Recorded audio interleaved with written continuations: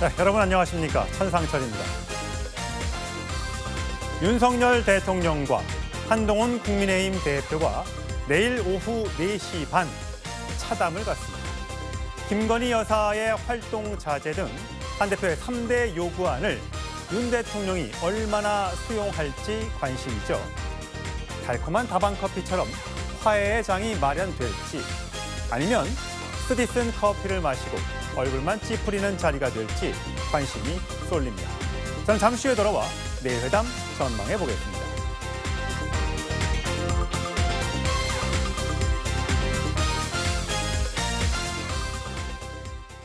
네, 일요일 뉴스탑10과 함께 해주실 뉴스 패널 4분 소개합니다.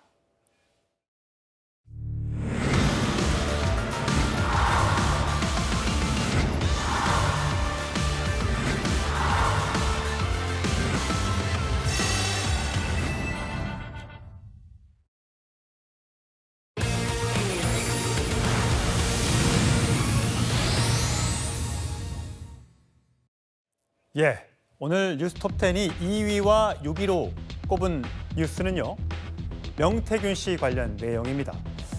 22대 국감이 반환점을 돌았지만 여전히 정쟁 국감이 되고 있죠.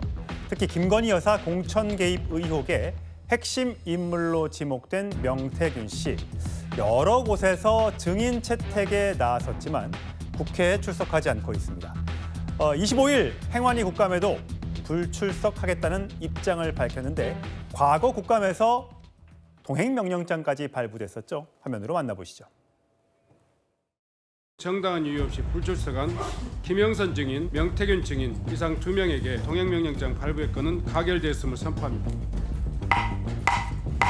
국회 사무처에서 동행명령장 집행하러 왔습니다. 안녕하십니까? 그래서 거제 낚시하러 가는데 내가 다리가 이래 아픈데 2시까지 어쩌가.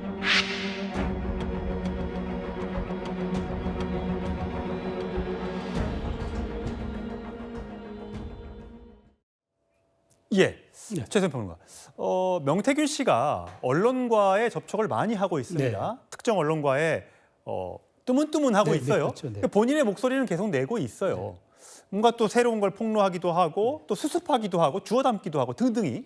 근데 이제 국정감사장에 불렀는데 본인이 다리가 아파서 못 간다. 네. 라고 하고 안 나오고 있어요. 이건 또 무슨 뜻입니까? 위증죄가 겁나는 거죠. 증인으로 채택돼서 선서하는 순간 바로 모든 자기의 주장, 그다음에 입장, 그다음에 답변에 대해서는 법적 책임을 져야 되거든요.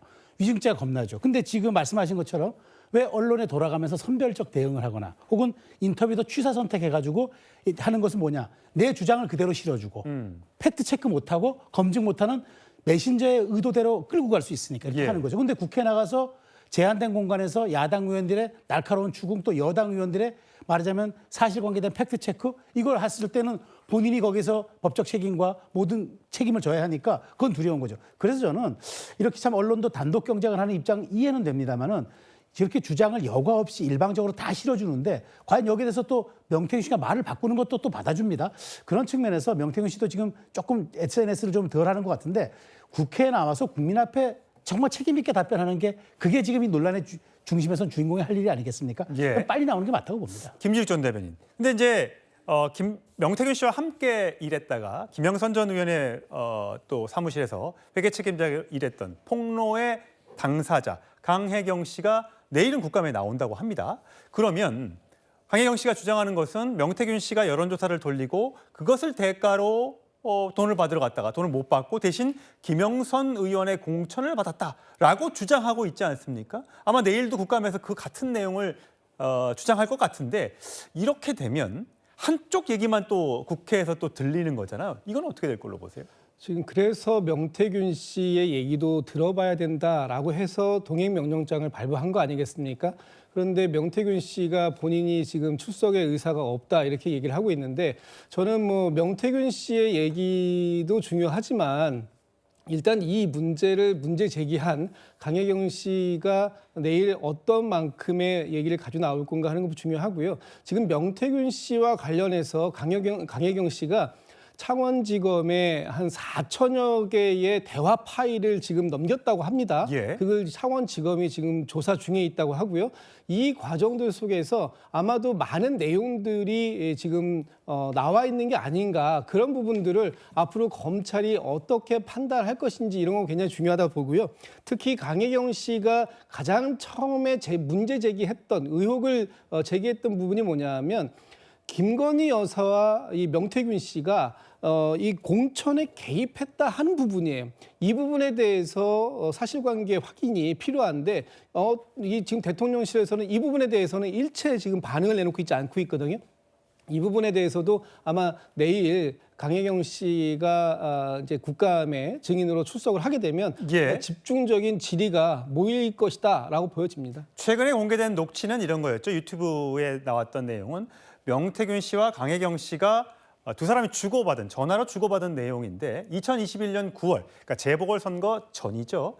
자, 그리고 대선 전이죠. 윤석열이를 좀 올려갖고 홍준표보다 한 2%포인트 정도 앞서게 해달라라고 해서 네네 했던 그 녹취가 공개가 되면서 이것이 혹시 여론조사를 한 것이 아니라 여론 조작한 것 아니냐라는 의혹을 강혜경 씨로부터 지금 제기가 된 상태입니다. 이 부분에 아마 대한 내일 여야의 공방과 질의가 있을 것으로 보이는데, 자, 명태균 씨 여러 주요 선거마다 서울시장도 또 국회의원 선거에도 또 대선에도 또 후보 단일화에도 여러 가지 내가 역할을 했다라고 주장했는데 그 중에 하나가 바로 이 부분이었습니다. 화면으로 만나보시죠.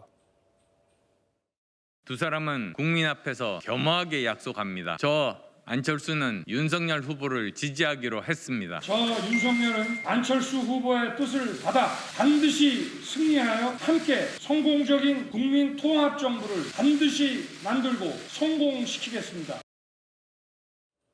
예, 송영호는 대선 직전이었습니다. 두 후보 간의 후보 단일화. 그것을 내가 주도적인 역할을 했다는 게 명태균 씨의 주장입니다. 근데 당시에 최진석, 안철수 대표 측의 선대위원장은 명태균 씨가 찾아온 후에 진짜 실제로 윤 후보가 통화를 했다. 다만 윤 후보의 절실함이 안 느껴졌었다. 그래서 명태균의 역할은 메신저 정도의 역할이었다라고 지금 SNS에 글을 올렸어요. 자, 이 얘기는 명태균 씨가 역할을 했다는 겁니까? 아니면 큰 역할을 못했다는 겁니까? 역할이 거의 없었고 실질적으로 단일화 과정에 기여한 것이 없다는 의미로 해석이 되죠. 그리고 저는 저 상반되는 주장 중에서 최진석 전 상임선대위원장의 얘기가 진실에 더 가까울 것이라고 보고 있습니다. 제가 그 저간의 사정에 대해서는 조금 아는 바가 있는데 여태까지 언론에 공개되지 않은 것을 이 자리에서 할 것은 아니고 공개된 내용들만 토대로 말씀을 드려도 충분할 것 같아요. 2022년 대선 때 2월 26일에 안철수 후보 측에서 오전 11시경에 기자회견을 해가지고 단일화 결렬 선언을 합니다. 예. 당시에 국민의당에서는 후보 단일화를 해야 된다는 그룹이 있었고 단일화가 아니라 완주를 하는 것이 맞다는 분들이 존재했습니다. 예. 상반되는 집단이 존재했는데 그 기자회견을 하고 나서 단일화를 바랬던 분들은 이제 단일화는 완전히 물 건너갔구나 하고 상당히 낙담을 했던 것이 사실입니다. 그랬는데 3월 2일에 마지막 공식 TV 토론이 있고 그 직후에 이제 안철수 후보는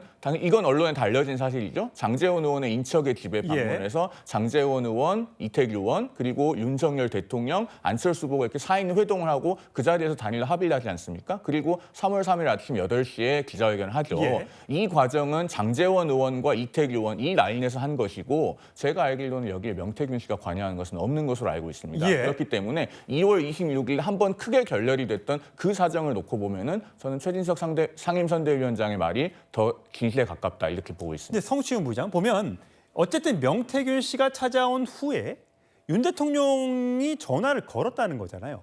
이 부분에 또 야당에서는 주목을 하는 것 같습니다. 그렇죠. 명태균 씨가 본인의 역할을 좀 과장하는 경향은 있지만 부모님이 무슨 역할을 했다는 거는 확실한 거 아닙니까? 사실 이준석 대표를 만날 때도 명태균 씨가 뭔가 역할을 했던 것이고 그리고 저는 안철수 대표와의 그 단일화 과정 속에서도 뭔가 역할을 한 것이고 물론 실무적인 부분 이런 것들은 국민의힘 실세 의원들이 했을 테지만 저는 명태균 씨의 역할은 그런 것들이 아니라 명태균 씨 스스로 본인을 그림자라고 지칭하고 있거든요. 그게 뭐냐? 아마도 대통령과 그리고 김건희 여사 뒤에서 뭔가 조언하는 역할, 참모 역할을 했다라고 주장을 하고 있기 때문에 굳이 구체적인 단일화 과정, 단일화 실무 협의 이런데 명태균 씨가 개입되지 않았다고 하더라도 명태균 씨 입장에서는 나는 뒤에서 조언했다. 뭐 이준석 대표를 만날 때도 그렇고 안철수 후보와 단일화할 때도 그렇고 정무적으로 이런 식으로 가는 게 맞다라는 조언을 했고 그것을 그 당시 윤석열 후보가 따라줬다라는 주장을 하고 있는 것이기 때문에 저는 이것을 뭐 명백한 거짓말로 볼 수는 없다. 다소 과장이 있을 뿐이지 지금까지 드러나는 것들을 보면 명태균 씨가 한 말들이 그래도 일부 다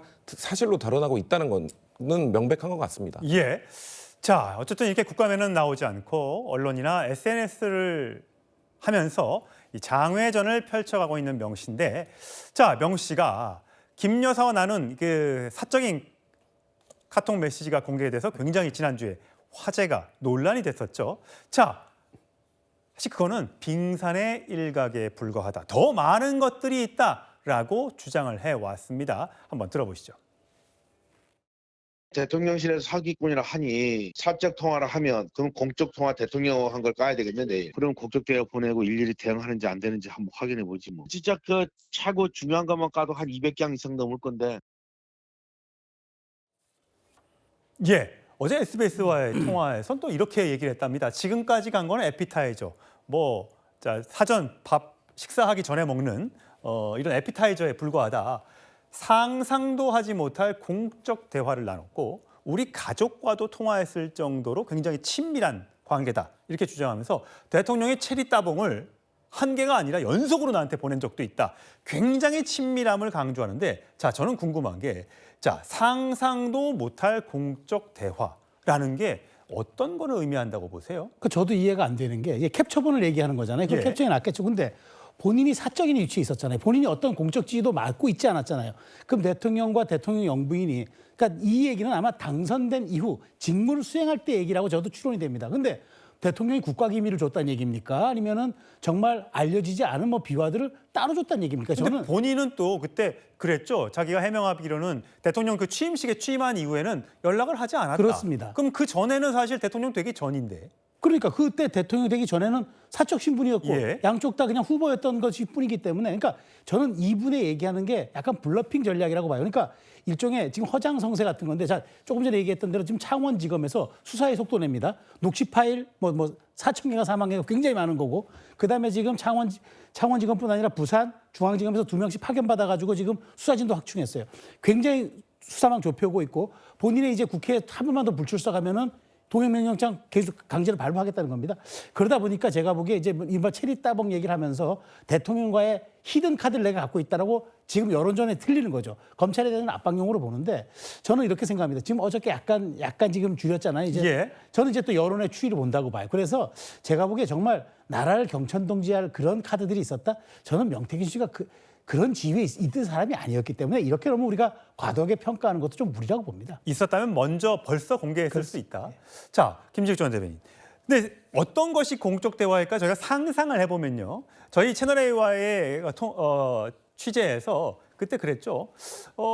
윤 대통령 부부 앉혀놓고 최재형 국무총리를 제안했다. 물론 최재형 국무총리는 되지 않았습니다. 실패했습니다만 혹시라도 우리가 생각하는 인사에 본인이 개입했다라는 그런 의미의 뉘앙스인 것인지 그게 궁금해집니다. 본인이 인수위에 들어와서 뭐 직원들 면접을 봐달랐다는 얘기도 주장도 했었잖아요.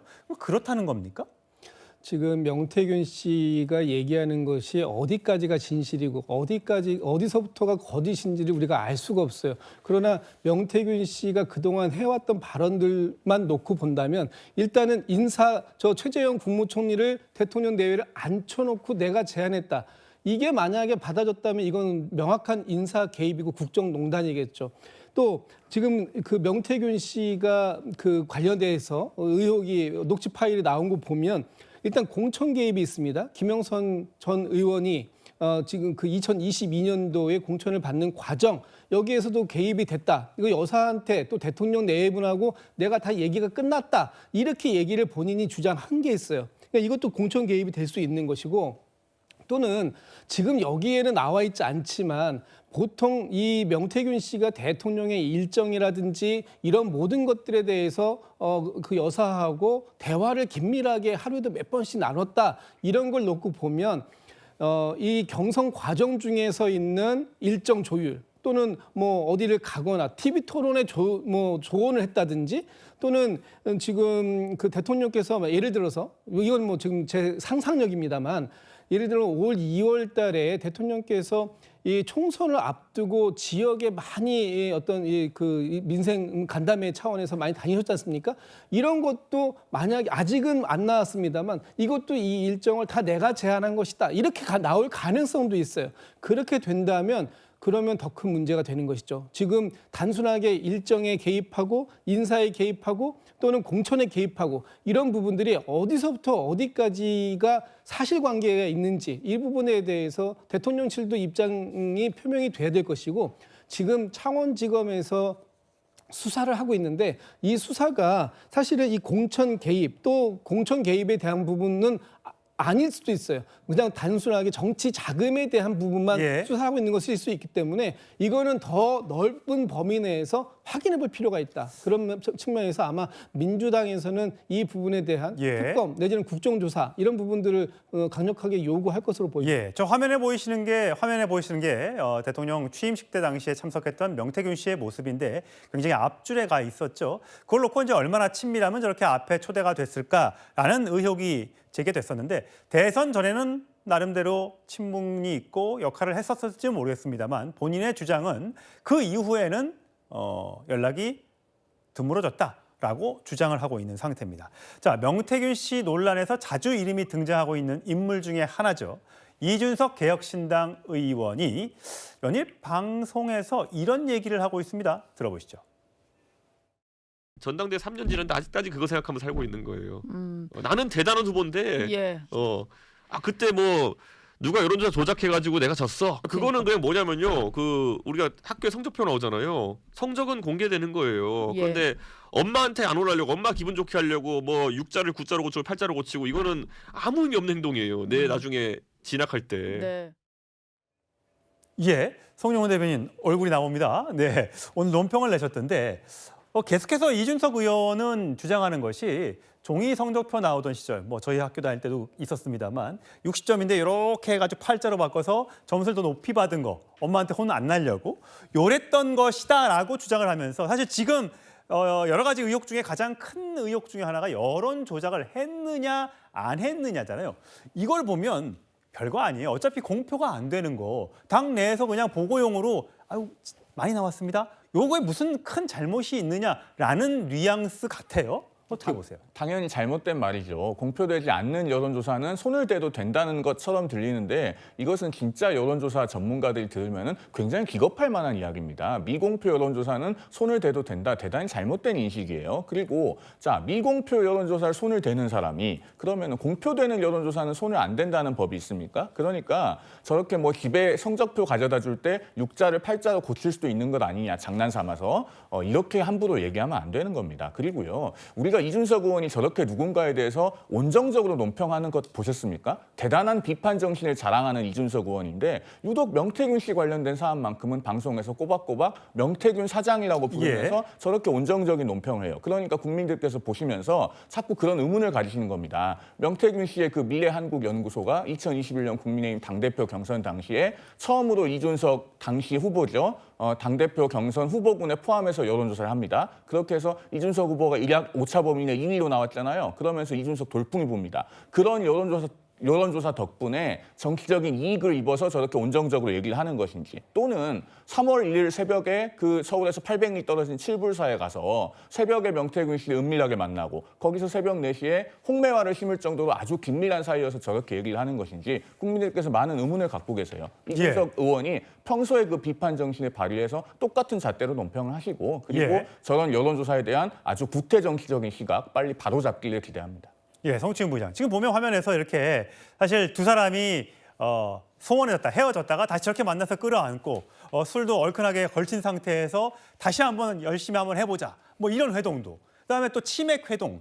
이런 것도 다 명태균 씨가 다 내 작품이다. 내가 뒤에서 물밑 조율을 했기 때문에 저 이준석 대표가 과거에 당대표도 됐던 것이고 또 윤석열 대통령이 후보가 될 수 있었던 것이다라고 계속해서 주장하고 있는 거잖아요. 그러다 보니까 이렇게 홍매화 심는 이 사진이 계속해서 거듭 화제가 되고 있습니다. 물론 이준석 의원은 아니 공천 개입 의혹은 어디 가고 왜 자꾸만 홍매화 가지고 뭐라고 하느냐라고 얘기하는데 그럼 본인이 봤다는 문자 메시지가 있을 거잖아요. 별거 아니라고 했던 그 문자 메시지를 공개하면 그런가 보다 이준석 의원의 말이 맞겠다라고 할 때 또 그 얘기는 또 안 하고 있어서 여러 가지 자꾸만 의혹을 키우고 있는 것 아니냐라는 주장이 나오더군요. 근데 이준석 의원이 말하고 있는 그 문자는 24년 이번 총선 공천과 관련된 것이었고 그것이 완결되지 않지 않았습니까? 그러니까 완결성이 떨어진다는 얘기한 것이 김영선 전 의원이 결국 공천을 받지 못했죠. 그렇기 때문에 본인은 개연성이라는 말 안 쓰고 자꾸 완결성이 떨어졌다는 얘기를 썼던 게 결국 공천이 이루어지지 않았기 때문에 개입으로 볼 수 없었던 것 아니냐라는. 즉 궁금한 게 어쨌든 이준석 의원에게 명태균 씨와 김영선 의원이 찾아간 거잖아요. 그렇죠. 거기 지금 칠부사에서 만난 것이죠. 그렇기 때문에 그리고 또 새벽 4시에 그 홍매화를 심은 것 대체 왜 심었냐. 그리고 그런 것들 때문에 지금 논란이 되고 있는 건데 저는 이준석 의원이 말하는 이 근본적인 이야기는 결국 공천 개입이 있었다는 것 아니냐. 그 얘기에 좀 집중해야 된다고 보는 건데 사실 공천 개입 얘기가 처음 나왔을 때도 24년 공천은 사실상 실패했기 때문에 공천 개입으로 볼 수 없을지 몰라도 22년 재보궐선거와 관련돼서 공천 개입 의혹이 짙다는 거죠. 왜냐하면 그때는 명태균 씨가 김영선 그 이후에 김영선 전 의원으로부터 세비의 절반을 받았다는 것. 그것 지금 조사받고 있지 않습니까? 그리고 그 전에 요번에 오빠 문자 드러나는 것이 뭔가 김건희 여사가 명태균 씨한테 제가 많이 의지하고 있다라고 표현하고 있는 그 문자가 나온 것 그런 걸로 연관시켜 봤을 때 결국 공천에 개입했을 수도 있다라는 말씀을 드리는 것이고 저는 이준석 의원이 결국 명태균 씨랑 그래도 연락을 주고받고 뭔가 그 사람이 무슨 역할을 했는지 알고 있는 사람이거든요. 오히려 알고 있기 때문에 좀 두둔한다고 얘기할 수도 있지만 저는 그러면은 명태균 씨가 윤석열 대통령의 당선 과정에 또 어떤 일을 했는가 혹시나 거기서도 또 여론 조작을 한 건 아닌가 이런 것들을 알고 있기 때문에 저는 저렇게 여유 있는 모습을 보이고 있다고 생각해요. 그렇기 때문에 저는 국민의힘에서 지금 이준석 의원에 대해서만 공격할 것이 아니라 지금 홍준표 시장도 당시에 여론 조작이 있었다는 거 다 알고 있었다라고 말하지 않았습니까? 그런 것처럼 국민의힘 대선 후보 경선 과정에서 있었다는 그 여론 조작에 대해서 파헤치고 명명백백히 밝히는 것이 국민들에게 좀 공당으로서의 자격을 되찾는 모습이 아닐까라는 말씀 드리고 싶습니다. 명태균 씨 의혹이 지금은 잠시 수면 밑으로 가라앉은 것 같습니다만 내일 이 의혹의 폭로자였던 강혜경 씨가 국회에 나와서 어떤 증언을 하느냐에 따라서 또 앞으로 이 문제가 더 커질 수도 조금 더 계속 수면 밑으로 가라앉을 수도 있겠다라는 생각이 듭니다. 자, 저희는 다음 주로 가보겠습니다.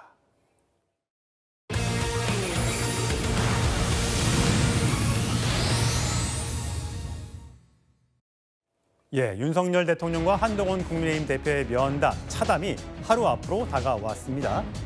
자, 그런데 신뢰 없는 독태는 하극상이다. 당 내에서 이런 주장이 나오고 있습니다. 자, 홍길동 소환된 이유는 뭘까요? 어저께 결혼 20주년 SNS 글을 올렸다가 당내에서 여러 가지 비판에 직면한 이 대변인의 주제까지 좀 짚어보도록 하겠습니다. 먼저 권성동 의원과 김종혁 최고위원의 발언부터 들어보시죠. 한 대표나 그 측근들은 문제를 제기하는 사람이 아니라 문제를 해결해야 되는 사람이거든요. 공개적인 비판보다는 직접 만나서 설득하는 것이 뭐 좋은 방법이 아니었겠냐 이런 생각. 김 여사의 늪에 빠져서 김 여사의 논란에 빠져서 계속 김 여사만 얘기하고 있는데 이 상황은 언제까지 지속할 수 있겠습니까? 이거는 매듭을 지어야 됩니다.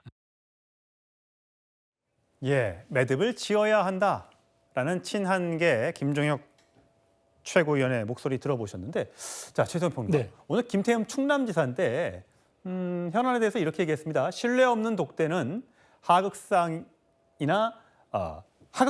된다. 그러면서 여당 대표가 대통령 각세우고 재집권한 역사가 없다. 관종이 아닌 진중한 당대표가 됐으면 좋겠다라고 얘기를 했습니다. 저는 국민의힘 그 소속 지방자치단체장이 당대표를 향해서 관종이라는 표현, 이게 사실 관심종자라는 뜻이잖아요.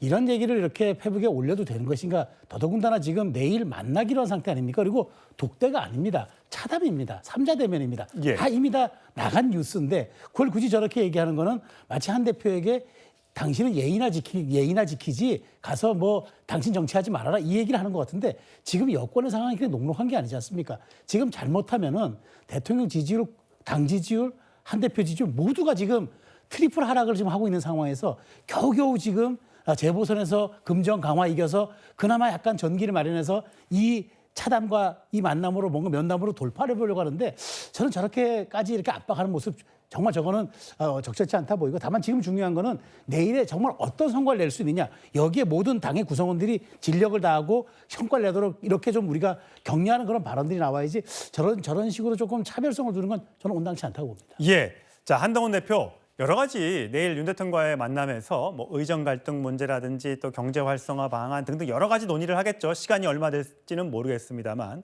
하지만 김건희 여사와 관련된 3대 요구안을 먼저 제시했죠. 과연 이것을 대통령이 얼마나 수용할지가 관건이겠습니다. 자, 한동훈 대표의 목소리, 그다음에 과거 김건희 여사의 음성까지 함께 들어보시죠.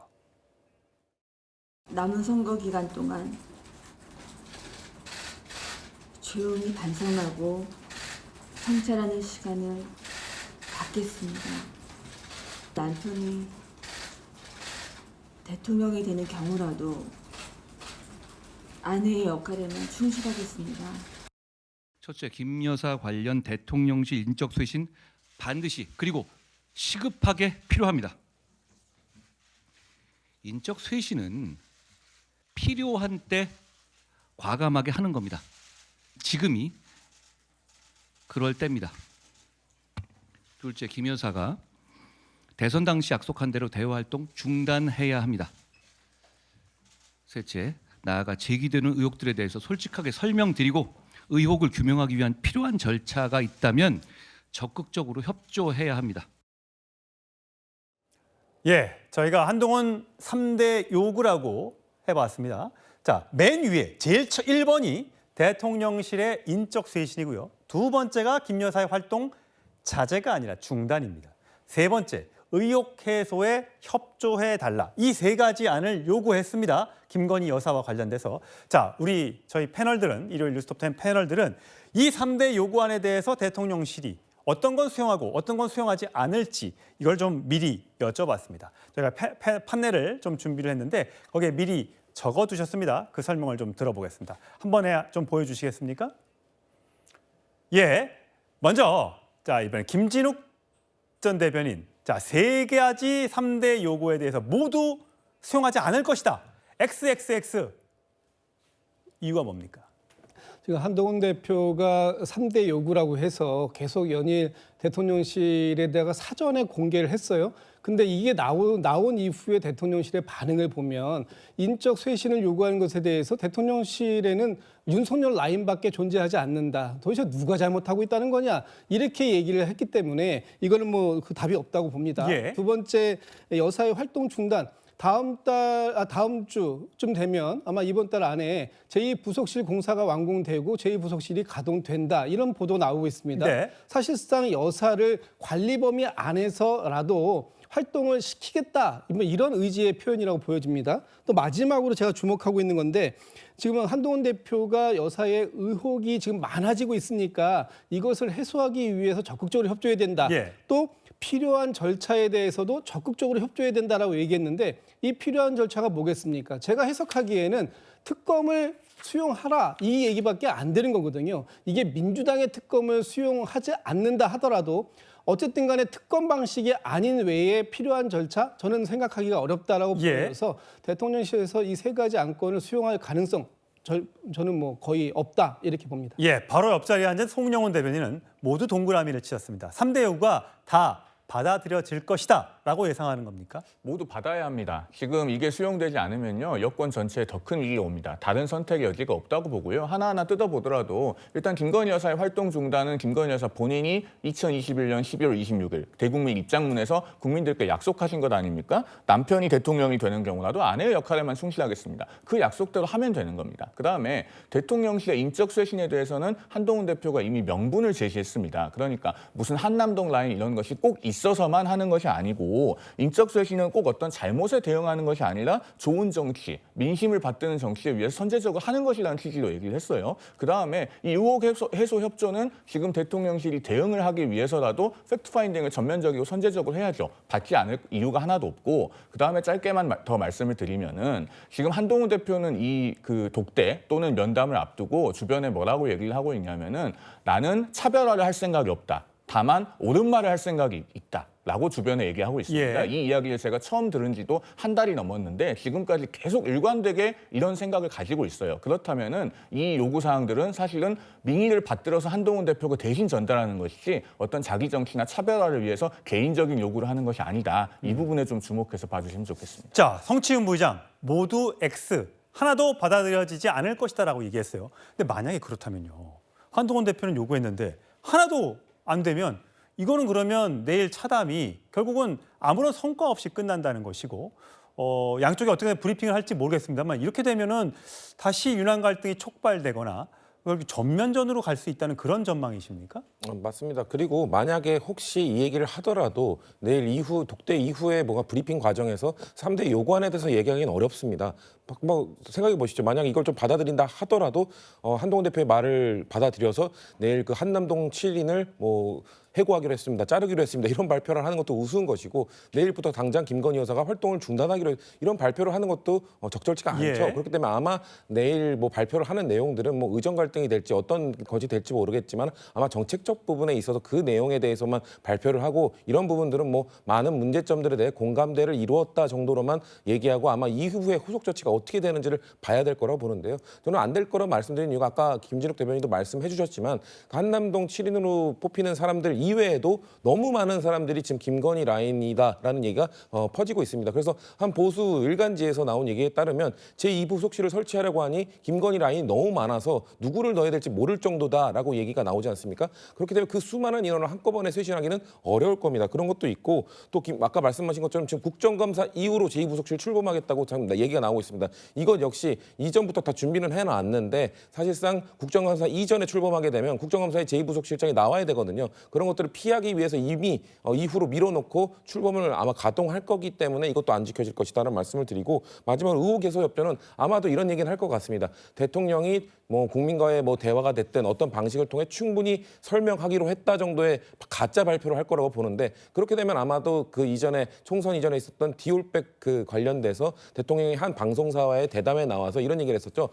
제 아내가 박절하지 못해서 받은 것이다. 그런 정도 수준의 변명만 내놓을 것이기 때문에 사실상 한동훈 대표가 요구한 그런 의혹 해소 협조가 안 될 것이기 때문에 세 가지 다 모두 받아들이지 않을 거라고 예측하고 있는 겁니다. 예, 제가 조금 전에 말씀드렸던 것처럼 가장 위에 있는 3대 요구 중에 가장 먼저 있는 것이 인적 쇄신입니다. 인적 쇄신, 인적 쇄신이죠. 자, 인적 쇄신이라는 게 조금 다음 그래픽을 보시면 아까 7명 행정관도 있고 비서관도 있고 그다음에 김대남 전 대통령실 행정관이 용산에는 십상시 같은 몇 사람이 있는데 김건희 여사 라인으로 불린다. 이 사람들이 여러 가지 일을 하고 있다라고 주장을 했었습니다. 자, 이 라인에 대한 아마 쇄신, 정리를 한동훈 대표가 주장하고 있는 것 같은데 자, 그렇다면 사실 둘이 독대를 할 것인가 윤 대통령과 한 대표가 독대가 안 이루어지고 결국은 정진석 비서실장이 낀 2대1 면담, 차담이 됐습니다. 그것도 시간도 4시 반, 식사를 하게 될지 저녁으로 이어질지 안 이어질지는 아직 모르겠습니다만 어쨌든 이렇게 배석하는 것에 대해서 불필요한 정치적 오해를 막기 위해 필요한 조치였다라고 하고 박정화 비서실장은 배석자 유무는 중요하지 않다. 옳은 소리를 하느냐 안 하느냐 이것이 중요하다. 성과를 내느냐 안 내느냐 이게 중요하다라고 얘기를 하고 있습니다. 자, 마지막으로 최수영 평론가 볼 시에는 두 가지는 동그라미를 치셨고 하나는 X를 치셨습니다. 네. 어떻습니까? 활동 중단, 이게 자제면 모르겠는데 중단할 걸로 보십니까? 그러니까 중단이라는 게 좀 애매한 표현이 있는 건데 그게 뭐냐면 그렇다고 대통령이 국빈 방문을 하는데 대통령 부인과 같이 가지 않는다? 그건 상대국에 대한 결례 아닙니까? 그러니까 전 대통령실이 제한된 입장을 내놓을 거라고 봐요. 그러니까 아주 국격과 관련되고 직접적인 공적인 역할과 관련된 제한적인 부분만 할 것이다라고 해서 제가 이거는 아마 동그라미를 제가 친 거고 세 번째, 그러니까 저는 공식 라인은 제가 보기에 인정할 수가 없는 부분이기 때문에 안 된다고 보고 마지막 이 말하자면은 제 여사에게 제한된 의혹에 대해서는 설명이 필요하고 일단 뭐 대통령 부부밖에 모르지 않습니까? 그렇다면 최소한 여기에 대한 사실관계 파악과 그다음에 입장 표명이 있어줘야 여권 내부에서 불거지고 있는 여러 우려들이 종식되기 때문에 저는 제한적인 수용 이렇게 평가했습니다. 예. 자, 과연 내일 4시 반 회담이 얼마나 길어질지 또 어떤 결과가 나와서 각각 대통령실과 국민의힘에서 발표가 있을지 굉장히 관심이 갑니다. 24시간 아직 안 남았네요. 예, 결과 내일 지켜보도록 하시고, 자, 국민의힘 김혜란 대변인이 SNS에 쓴 배 나온 오빠 이 단어, SNS가 전일 논란입니다. 근데 이게 여기에 대해서 민주당이 돌연 응원을 했습니다. 화면으로 만나보시죠. 조선시대 홍길동이 호부호영하지 못하듯 이제 김 여사 때문에 오빠라 부르지도 못하는 겁니까? 제가 쓴 글의 오빠는 당연히 제 남편이라 외친 김혜란 대변인의 용기와 솔직함에 지지를 보냅니다. 김건희 여사도 하루빨리 내가 쓴 글의 오빠는 내 남편이라고 자백하십시오. 김건희 여사 근처에는 금지어가 너무 많습니다. 이제 오빠도 오빠라 부르면 안 되는 걸 보니 지금 이 나라가 김건희어로 지배받고 있는 김건희 제국이 맞나 봅니다. 예, 김진욱 전 대변인. 어제 김혜란 대변인이 썼던 글. 올해가 결혼 20주년이다. 오빠 20주년 선물로 선거운동 시키고 결국 당선 못 돼서 실망시켜서 미안하다. 라고 그쳤으면 됐을 텐데 그 뒤에 얘기가 논란이 됐죠. 이때 오빠는 우리 집에서 20년째 뒹굴거리는 배 나온 오빠라고 했다가 국민의당 내에서 이게 혹시 최근에 공개됐던 김건희 여사와 명태균 씨의 카톡 논란을 연상시키는 것 아니냐라고 해서 이 뒷부분을 생략을 이제 삭제를 했습니다만 여기에 대해서 민주당이 지금 잘했다라고 지금 칭찬을 해요. 저게 다른 사람도 아니고 국민의힘의 현직 대변인의 SNS였고요. 저 SNS 때문에 지금 김혜란 대변인이 많은 지지자들에게 전화, 문자, 항의를 받고 있다는 거 아니겠습니까? 예, 국민의힘 지지자들로부터. 네, 그렇습니다. 국민의힘 지지자들이 저 SNS를 보고 전화 항의, 문자 항의를 하고 있는 이유가 뭐겠습니까? 저 내용이 사실상 명태균 씨가 공개한 김건희 여사의 문자, 이것과 연상작용이 된다라는 것이고요. 과거에 김건희 여사가 서울의 소리 이명수 기자하고 7시간 동안 통화한 내용 중에 저 비슷한 내용들이 들어있었던 것이 또 연상된다는 거 아니겠습니까?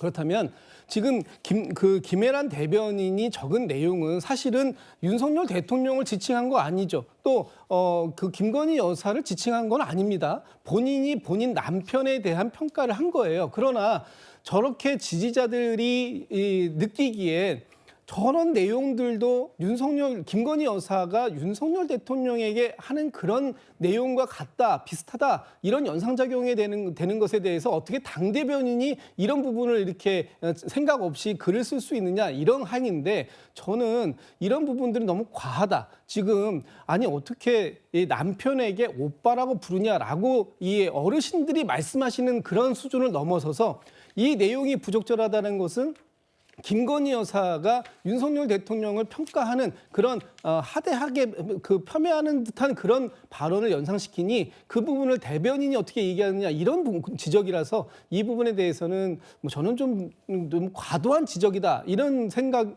갖고 있고 아마 민주당의 강윤정 대변인의 논평도 그런 수준의 논평일 것이다. 그러나 한 가지 확실한 건 결국은 어떤 글을 보고 그것이 연상되는 작용이 국민의힘의 지지자들에게서도 있다면 그 부분은 저희 대통령실의 해명처럼 친오빠가 아닐 가능성을 사람들은 더 많이 믿고 있는 게 아닌가 저는 그렇게 평가합니다. 예, 어쨌든 명태균 씨는 친오빠가 맞다라고 현재 마지막 최종 입장을 밝힌 상태입니다.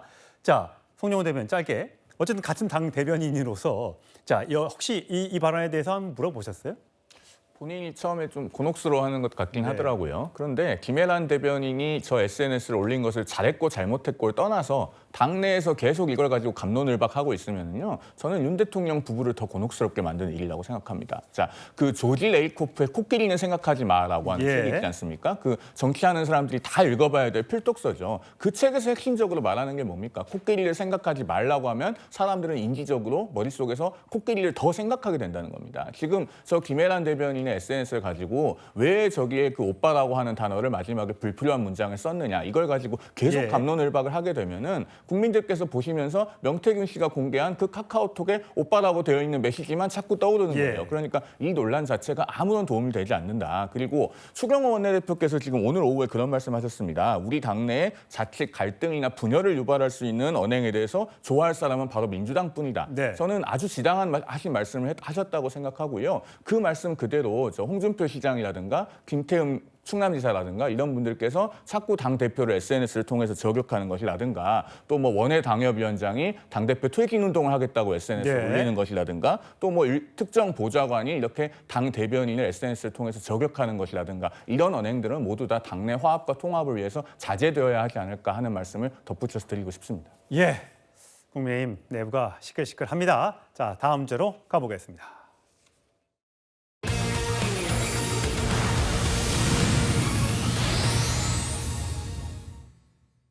자, 민주당에서는 김건희 여사의 도이치모터스 주가 조작 의혹과 관련한 검찰의 불기소 처분, 이건 말이 안 된다. 검찰총장, 서울중앙지검장 탄핵하겠다라고 주장하고 있는 반면에 국민의힘은 탄핵 칼춤을 멈춰라라고 얘기하고 있습니다. 모든 것이 이재명 대표를 방탄하기 위한 그런 빌드업 아니냐, 이런 주장인데, 자, 이재명 대표의 과거 발언과 오늘 민주당 사무총장이 했던 발언까지 이어서 들어보시죠. 선거를 기다릴 정도가 못 될 만큼 심각하다. 그러면 도중이라도 끌어내리는 것, 이게 바로 민주주의고 이게 바로 대의 정치 아니겠습니까, 여러분? 국민의 종이 국민을 업수 여기고 사익을 위해서 남용을 한다면 징치해야 합니다. 야단 쳐서 안 되면 회초리를 들고, 회초리를 들어도 안 되면 해고해야 합니다. 한 번도 우리 당 차원에서 탄핵 문제에 대해서 논의된 바가 없다라는 말씀을 좀 올리겠습니다. 일부 의원들이 그런 건 지극히 개인적 차원이고요. 이 대표는 약 2주 전 도중에라도 끌어내려야 한다고 발언해놓고 비판이 이어지자 탄핵 이야기를 한 적이 없다며 발뺌하더니 이제는 최고위원을 아바타 삼아 탄핵 공작을 이어가고 있습니다. 예, 최소영 평론가. 네. 어쨌든 지금 다음 달이면 김건희 여사의 특검법도 올라올 것 같고, 또 김혜경 여사의 1심 선고일이 14일, 수능일입니다. 그 다음 날이 이재명 대표의 이 선거법 위반 관련된 1심 선고, 25일에는 위증교사 혐의 관련해서 1심 선고, 11월 달이 굉장히 정치적으로는 아주 중요한 달이 될 것 같습니다. 여야 모두에게요. 자, 이렇기 때문에 이재명 대표를 어떻게든 보호하기 위한 어떤 차원에서 지금 민주당 내에서 일부 의원들은 패딩을 준비해라, 롱패딩을 준비해라 하면서 장외로 나가겠다라고 지금 주장을 하고 있습니다. 어떻게 보셨어요? 그러니까 저도 이게 공당이 할 일이 맞습니까? 자, 11월 달 이재명 대표 운명의 시간 맞습니다. 그건 법원의 시간이고 법원이 판단할 문제고 대한민국 사법체계 판결에 순응하면 됩니다. 그런데 이 얘기가 나오는 10월 달부터 선거 때 이재명 대표가 끌어내려야 한다고 얘기하고 당 지도부는 그게 탄핵이 아니다라고 말하자면 손바닥으로 하늘 가리는 언행을 하고, 그러면서 또 탄핵에 관련한 그런 말하자면 토론회를 국회에서 또 열고, 그러면서 이게 또 안 되니까 김건희 여사 도이치모터스 불기소를 가지고 또 검찰총장과 중앙지검 탄핵하겠다고 하고, 이렇게 저는 정치 현안을 시계 제로의 상황으로 몰아가서 11월 달을 혼돈의 달로 만들어서 무언가 지금 제기되고 있는 이런 사법적 의혹에 대해서 물타기도 하고 혼란시켜서 이걸 돌파하는 것 아니냐. 그러면서 이재명 대표의 정당성이 설령 유죄가 나오더라도 하는 이런 것이 과연 저는 제1야당 공당의 역할이 맞는지 정말 국민들이 심각하게 의문 제기할 겁니다. 예, 성추인 부의장, 김부겸 전 국무총리가 SNS에 이렇게 글을 국민일보의 인터뷰에서 이렇게 밝혔더군요. 탄핵에 대해서 너무 쉽게 얘기해서는 안 된다. 이재명 대표가 당내 다양한 목소리가 나오게끔 해야 한다라고 주장을 했습니다. 아직까지는 뭐 김부겸 총리의 목소리가 민주당 전체를 대변한다고 볼 수는 없습니다만 이런 얘기가 나오는 것 어떻게 보세요? 저는 김부겸 전 총리가 당의 원로로서 충분히 응당하실 말씀을 하셨다고 봅니다. 물론 지금 워낙 윤석열 정권에 대한 분노가 크기 때문에 지금 당 지지자들도 그렇고 중도층 지지자들도 뭔가 비판을 하는 수위가 높기 때문에 탄핵 이야기가 나오는 좀 분위기는 있지만 그럼에도 불구하고 당에서는 좀 신중할 필요는 있죠. 그리고 다양한 목소리 나와야 되는 건 당연히 응당 받아들여야 된다고 생각합니다. 근데 아까 우리가 봤던 이재명 대표의 뭐 끌어내려야 됩니다 이런 발언들은 다 선거 과정에서 있었던 얘기입니다. 선거 유세 과정에서는 아무래도 정권 심판의 성격, 정권 심판의 분위기를 좀 이끌어내기 위해서는 저는 좀 과한, 좀 센 발언들이 나오는 것이라고 보고요. 사실 이번에 그 김건희 여사에 대한 이 불기소 판결로 그 결정으로 인해서 저는 국민들의 분노가 더 커졌을 거라고 봅니다. 그렇기 때문에 민주당 입장에서는 이렇게 윤석열 정부에 대한 분노 이런 것들이 점점 커지고 있기 때문에 뭐 집회, 장애 집회도 같이 해야 된다라는 말을 하고 있는 것이고 글쎄요, 저는 그 김건희 여사가 그 도이치모터스 주가 조작 의혹과 관련해서 뭐 결혼 이전에 있었던 일이다 뭐 이런 얘기들을 많이 하는데 결혼 이전에 있었던 일이라 하더라도 그것을 검찰총장의 부인이라는 이유로 그리고 지금 현직 대통령의 부인이라는 이유로 제대로 수사를 하지 않고 이런 것들은 만약에 밝혀졌을 경우 이것은 대통령의 잘못도 있는 것이죠. 그렇기 때문에 그런 것들을 밝히자고 일단 주장을 하고 있는 것이고 그 이후에 뭔가 더 많은 사실들이 드러났을 때 그 이후에 다음 단계를 가도 된다고 생각합니다. 예, 보통 장외 집회는 소수 정당이 많이 하게 되죠. 국회에서 뭔가를 통과시키고 납득시키기가 어렵기 때문에 민주당이 어쨌든 국회에서 압도적 다수를 갖고 있는 상황에서 장외로 나아갔을 경우에 국민들은 어떻게 이 사안에 대해서 쳐다보게 될지도 아마 야당은 생각해 보고 있을 것으로 생각이 됩니다. 저희는 다음 주로 가보겠습니다.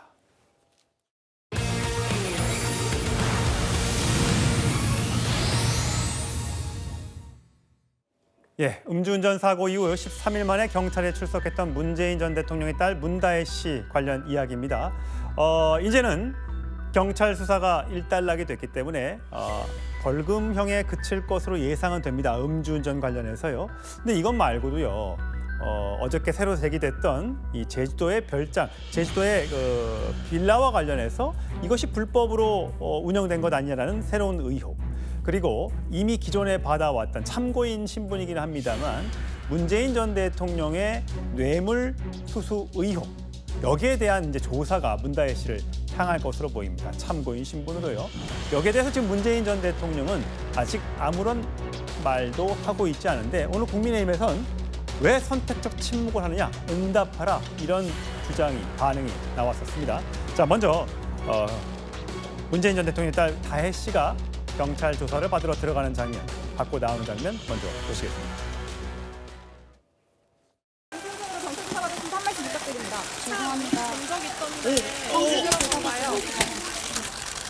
혐의는 전부 다 인정하셨나요? 한 말씀 해주시죠. 죄송합니다. 다른 교통법규 위반 여부도 조사 받으셨습니까? 죄송합니다. 음주운전은 어떻게 하게 되신 건가요? 왜 하신 건가요? 죄송합니다. 음주운전 이번이 처음이십니까? 피해자와 합의서 제출했습니까?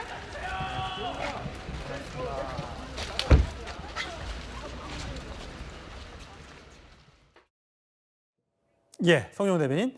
어쨌든 음주운전 관련해서는 피해자인 택시기사가 진단서를 제출하지 않았기 때문에 단순 음주운전 혐의와 도로교통법 위반 등등의 혐의로 많은 그 법조인들이 벌금형을 받을 것이다라고 예상을 하더군요.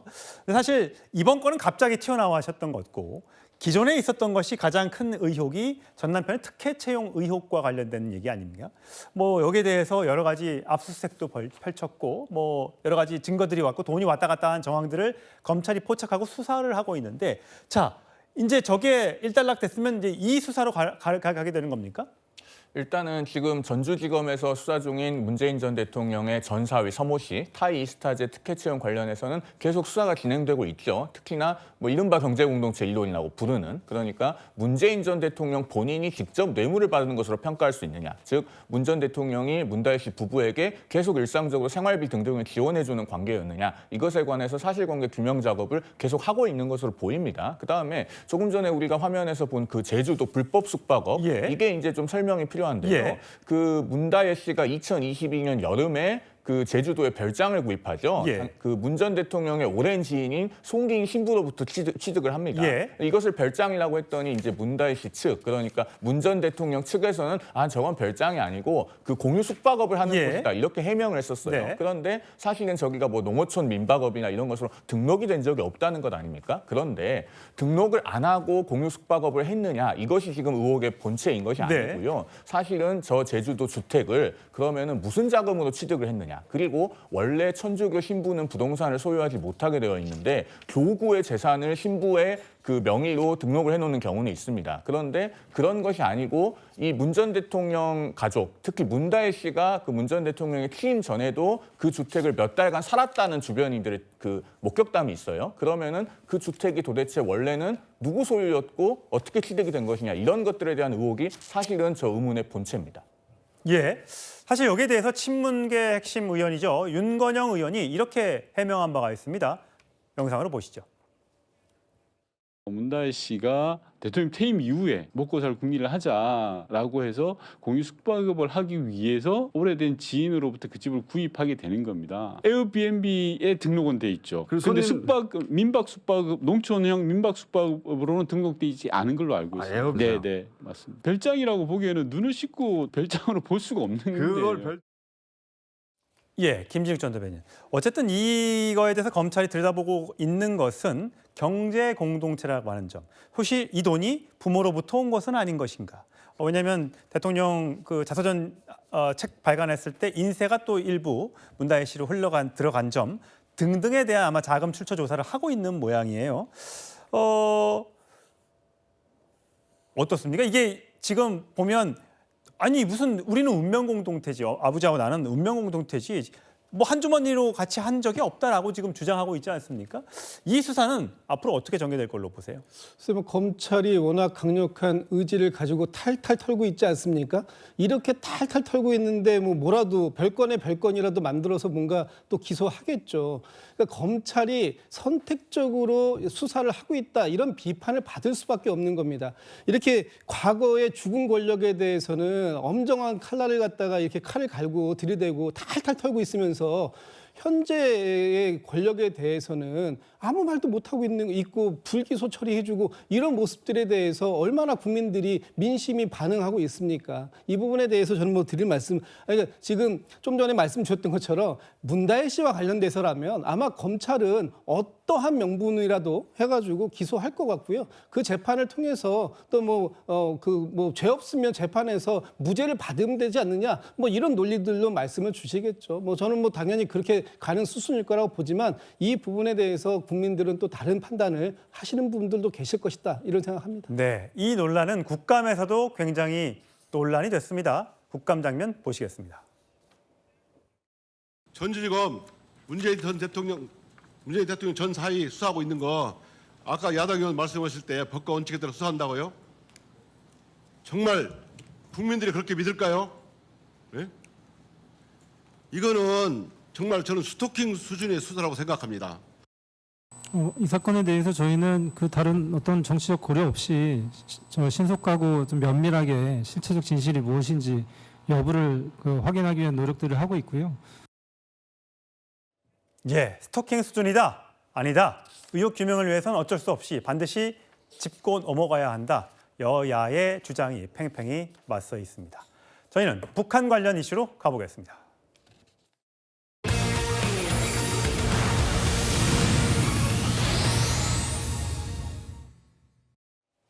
조선식 치수 쓰세요.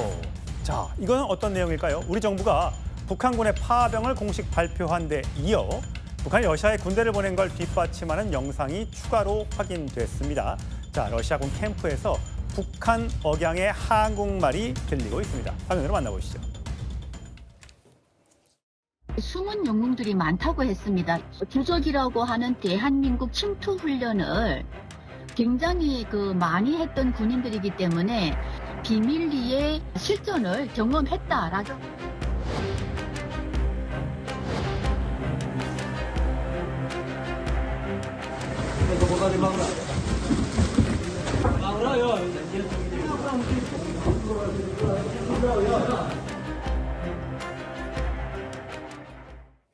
예, 저렇게 북한 말도 들리지만 자, 현장에서 CNN이 공개한 사진인데 북한군이 러시아에 도착한 직후에 설문지를 내라고 한 것을 보니까 이렇게 한글로 쓰여 있는 입니다. 모자 크기, 군복 치수와 구두 문서를 작성해 주세요. 이것이 정말 북한군이 들어왔기 때문에 이런 설문지가 필요했다라는 거죠? 그렇습니다. 러시아어로 저렇게 해놓으면 북한에서 온 사람들이 어떻게 저기다 치수를 쓰고 뭘 자기 걸 쓰겠습니까? 그러니까 지금 1,500명이 선발대로 먼저 이동했다 하는데 지금 많게는 지금 10,000명 지금 얘기 나오고 있지 않습니까? 지금 그 우크라이나에서 죽은 러시아군 병사가 70만 명이랍니다. 이걸 대체하는 건데 지금 근데 이 한겨울에 가가지고 지형 지물에도 익숙하지 않은 북한군 10,000명이 활동하다가 많이 사망자로 나면은 김정은 지금 입장에서는 굉장히 곤혹스러울 수도 있는데 왜 이걸 했을까? 이 사람들이 받을 월급을 생각했겠죠. 지금 이 사람들이 받는 월급은 그 가서 근로자가 받는 월급보다 아마 1,500가 더 많을 겁니다. 위험성이 있을 텐데. 굉장히 많은 이제 외화벌이가 되겠죠. 근데 저는 지금 사실 저기에 파병된 사람들이 MZ세대 아닙니까? 장마당 세대예요. 저는 과연 가서 김정은의 저는 그런 것들이 저는 지금 통할 것인지 그리고 지금 뭐 장벽 쌓고 하는 것들이 혹시 저런 것에 대한 후폭풍을 두려워한 건 아닌지 저는 상당히 지금 의심이 갑니다. 결국은 이 북한이 남북 철도와 도로를 끊고 휴전선 판문점 인근에다가 장벽을 쌓고 이러는 것이 혹시 이제 북한군을 빼가지고 전방에 있는 부대를 우크라이나에 이제 러시아로 보냈을 경우에 이제 그 공간이 비는 거죠. 그러면 많이 그럴 일은 없습니다만 우리가 올라갔을 경우에 그거를 방어하기 위한 수단. 또 하나는 사실 만약에 가서 총알바지가 돼서 많은 군인들이 피해를 당했을 경우에 그러면 민심이 흉흉해지고 안 그래도 지금 막 수해가 나고 지금 북한이 난리인데 거기서 만약에 젊은 사람들이 죽고 다치고 하면은 많은 북한 주민들이 한국으로 이탈할 가능성 그거를 차단하기 위해서 방벽을 세우고 있다. 저는 그 염두도 두고 있다고 봅니다. 그래서 지금 북한이 하지도 않는 우리가 정부가 인정하지도 않는 드론을 가지고 얘기하면서 마치 이제 남한과 단절하겠다. 우리 헌법 바꾸면서까지 이제는 두 국가 체제를 완성하겠다. 얘기하는 게 저는 김정은이 저걸 염두에 두고 아마 했던 것으로 보이기 때문에 앞으로 저 장벽에 대한 그 굉장한 논란이 저는 이번 파병으로부터 이어질 거라고 생각합니다. 성치훈 부의장. 사실 뭐 단순 비교는 당연히 안 되겠습니다만 지금 이거는 보낸 것은 전투병이고 뭐 특수부대가 지금 올라갔다는 얘기가 있습니다. 단순히 총알바지가 아니라 뭔가 큰 임무를 맡을 수도 있다는 뉘앙스도 풍기는데 과거에 우리도 사실 이라크 파병을 한 적이 있었잖아요. 그때도 굉장히 여야가 첨예하게 갈등을 보내다가 노무현 전 대통령의 결단으로 보냈습니다만 그때는 우리가 전투병을 보낸 게 아니잖아요. 맞습니다. 그때 자이툰 부대였죠. 그때 제가 군대에 있을 때였는데요. 저도 지원을 할까 말까 고민을 하다가 그걸 하지 못했었는데 그때는 그 의료 지원 그리고 전후 복구를 도와줄 수 있는 소규모 몇백 명 단위였습니다. 그렇기 때문에 지금 북한이 파견한 것과는 뭐 규모 차원에서도 그리고 성격의 차원에서도 많이 다르다고 볼 수 있고요. 그리고 북한의 참전이 지금 매우 중요한 이유는 지금 사실 지금 러시아와 우크라이나 전쟁에 있어서 가장 중요한 역할을 할 수 있는 것은 지금 나토입니다. 나토가 개입을 하느냐 마느냐가 지금 그 갈림길에 서 있는 상황인데 지금 북한의 참전으로 인해서 이게 아직까지 나토에서는 북한이 참전한 것은 우리는 공식적으로 확인할 수 없다라는 입장을 밝히고 있지만 만약에 이후에 이 입장이 바뀌게 된다면은 이게 좀 더 확전될 수 있기 때문에 그렇기 때문에 지금 북한의 참전이 단순히 그냥 북한이 여기에 뭐 참여했네 맞네 이 문제가 아니라 전 세계 대전으로 번질 수도 있는 그런 위험한 요인이기 때문에 지금 집중적으로 다루고 있는 겁니다. 우리나라는 저 이라크 파병을 보낼 때 굉장히 여야가 치열하게 맞섰고요. 결국 노무현 전 대통령의 결단으로 파병이 이루어졌고 다행히 안전하게 갔다 올 수가 있었습니다. 하지만 지금 북한의 사정, 파병은 상황이 완전히 다릅니다. 자칫하다간 큰 인명피해가 날 수 있기 때문에 김정은 위원장은 반드시 저 파병을 철회해야 마땅할 것 같습니다. 저희는 다음 주로 가겠습니다. 내일부터 기아 타이거즈와 삼성 라이온스의 전통의 프로야구 강호들이 한국 시리즈에서 31년 만에 맞붙게 됐습니다. 응원 엄청 뜨겁겠죠? 영상으로 준비해봤습니다.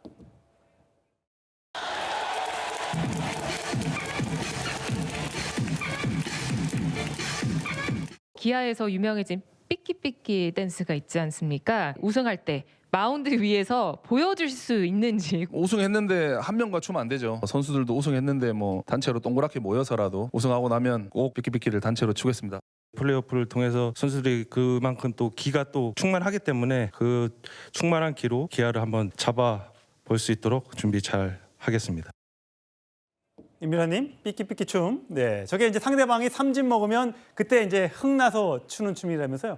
이 삐끼삐끼 춤이요. 전 세계를 말 그대로 강타하고 있습니다. 원래는 기아 타이거즈의 응원단에서 만든 춤이었어요. 상대편이 삼진아웃을 당하면은 이제 가볍게 호응을 유도하는 그런 춤이었는데 이것이 SNS, 특히 숏폼에서 엄청난 인기를 끌게 되면서 사실 뉴욕타임즈에 소개까지 됐습니다. 예. 그래서 기아 타이거즈의 이 팬들이 더 이제 유명해지고 더 흥이 나게 하는 하나의 요인으로 지금 작용하고 있습니다. 예, 참 저 춤이 과연 이제 7전 4선승제 중에 이제 누가 이제 이기게 될지 궁금한데 아마 마지막 경기까지 간다면 7차전 내내 저런 모습들을 계속해서 화면으로 만나보실 수 있을 것 같아요.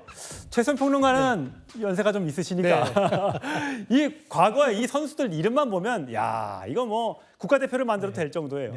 요즘 뭐 엘롯끼니 뭐 이렇게 얘기 나오는데 과거에는 기아와 삼성이 붙을 때가 가장 많은 사람들의 관심이 집중됐어요. 예. 전설의 저런 선수들이 나왔던 명승과 아주 연출됐던 적들이 많았습니다. 예, 선동열, 김시진, 양준혁, 이종범 선수까지 자 과거엔 이 선수들이 있었지만 이번엔 김도영, 구자욱 이 신인 젊은 선수들이 어떤 활약을 펼쳐질지 정말 관심입니다. 저희는 마지막 주제로 가겠습니다.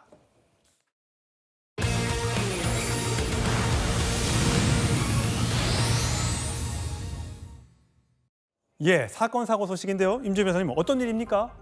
네, 한 호숫가로요. 차량이 그대로 돌진을 했습니다. 예. 일가족이 타고 있던 SUV가 석초시 청호동 청호호에 그대로 침수한 상황인데요. 저 빠진 게 차군요. 그렇습니다. 이제 운전을 하고 있던 40대 남성은 부두 암벽 타이어에 매달린 채로 구조가 되어 있었고요. 예. 차량 앞좌석에 있던 40대 여성과 10대 이 청소년도 다행스럽게 구조가 되었습니다. 근데 그 멀쩡한 차가 왜 호수에 빠진 거예요? 그렇죠. 그 부분이 굉장히 의문으로 남아있는데 현재까지 조사된 바에 따르면 이제 앞자리에 앉아 있었던 이 10대 청소년이 이제 자동으로 이제 변속되는 그 기아 레버를 좀 잘못 조작한 것이 아닌가 이런 이야기 나오고 있거든요. 정확한 사고 원인은 추가적으로 또 확인이 될 것 같습니다.